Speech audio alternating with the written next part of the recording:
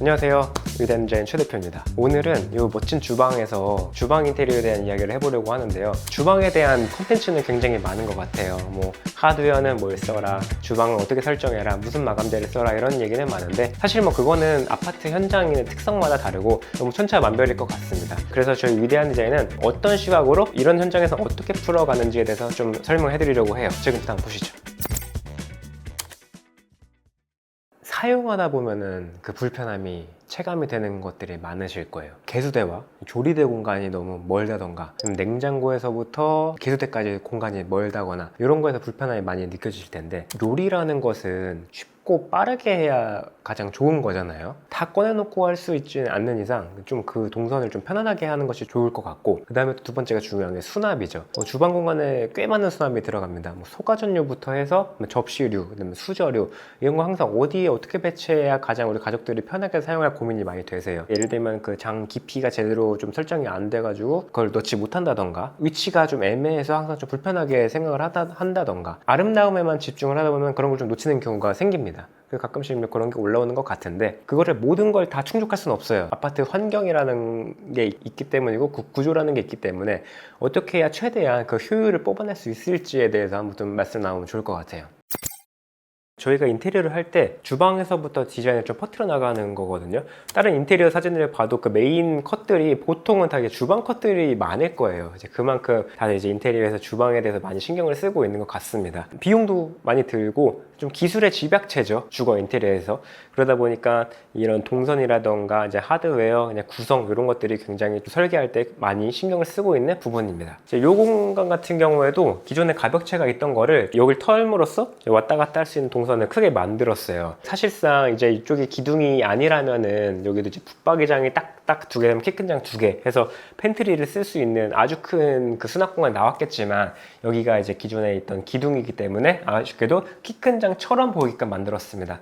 대신에 이제 얻을 수 있는 효과는 이제 거실을 바라봤을 때 큰 배면 장이 만들어졌구나 라는, 좀 웅장한 주방이구나 라는 디자인적인 그런 느낌을 줄 수가 있겠죠. 보통 이제 냉장고에서 재료들을 꺼내시고 바로 이제 개수대로 가시죠. 여기서 이제 뭐 야채라던가 이런 뭐 씻을 것들을 여기다 두시고 개수대에서 손질을 하시는 게 가장 편리한 동선이죠. 가장 좋은 거는 일단은 이 개수대와 이런 조리대 가운데에다가 최소 600 이상의 냄비라던가 재료들을 놓을 수 있는 공간을 무조건 확보하시는 것을 추천을 드립니다. 조리 공간이나 설거지하는 공간에는 상부장 밑에는 간접 조명 같은 거 넣어주시는 걸 좀 추천드리고요. 조리하실 때 위에는 보통 상부장에 후드가 있거나 아니면 개수대 위에도 상부장이 있을 거예요. 근데 그 밑에는 조명을 통해서 좀 그 공간을 확보해 주시는 게 좋고, 그리고 웬만하면은 이제 섰을 때 빛이 확산이 되면서 이 공간 자체가 그림자지지 않게 하는 것이 좀 중요하다고 저는 생각이 듭니다. 그리고 조명 같은 경우에는 지금도 보면 가구와 한 350에서 400 정도 떨어져 있는데, 딱 그 정도 위치가 이쪽 냉장고장이나 가구나 벽체를 치면서 빛이 확산되는 경우가 있어요. 그럼 공간도 훨씬 더 밝아지고 그렇게 또 눈이 부시지도 않습니다. 동선은 또 가운데 있는 것보다 좀 벽을 치게끔 설정을 해드리는 것이 많고요. 그 다음에 이제 뭐 다운라이트나 이제 그릴라이트, 저 이쪽에 보시면 그릴라이트도 있는데 뭘 선택하시는 게 좋을지 좀 고민이 되시는 게 있으세요. 공간 전체를 밝힐 때는 이렇게 확산을 할 수 있는 다운라이트를 추천드리고요. 동선만 밝혀서 조도만 확보하면 된다 하면은 이제 그 발광면이 눈에 보이지 않는 그릴라이트 설정하셔도 이 공간만 밝아지고 훨씬 더 고급스럽게 좀 공간을 연출할 수가 있습니다. 동선 얘기는 마무리됐으니까 아일랜드 쪽으로 한번 넘어가 보시죠. 여기 아일랜드도 굉장히 특이합니다. 착좌 자리를 설정을 하실 때, 테이블 공간을 설정하실 때 조리를 할 수 있는 아일랜드 공간과 그다음에 한 뎁스 낮춰서 식사 공간을 할 수 있는 공간, 이렇게 나눠지기도 하는데, 여기는 같은 높이로 쭉 뺐어요. 대신에 그러면 이 아일랜드는 테이블 공간이 아니라 다이닝 공간이 되는 겁니다. 이 높이 때문에 이제 그 역할이 좀 분할하게 되는 거고, 그다음에 이제 앞쪽에는 지금은 여닫이장으로 다 설정이 되어 있는데, 그 앞쪽에는 이제 수납장으로서 접시라던가 그릇 아니면은 이제 수저함 같은 것도 배치할 수가 있고요. 그리고 보통 아일랜드 뎁스 같은 경우는 저희는 최소 1100 정도는 좀 확보를 해드리는 편입니다. 그래야 이제 앞뒤로 수납을 충분히 확보할 수가 있고요.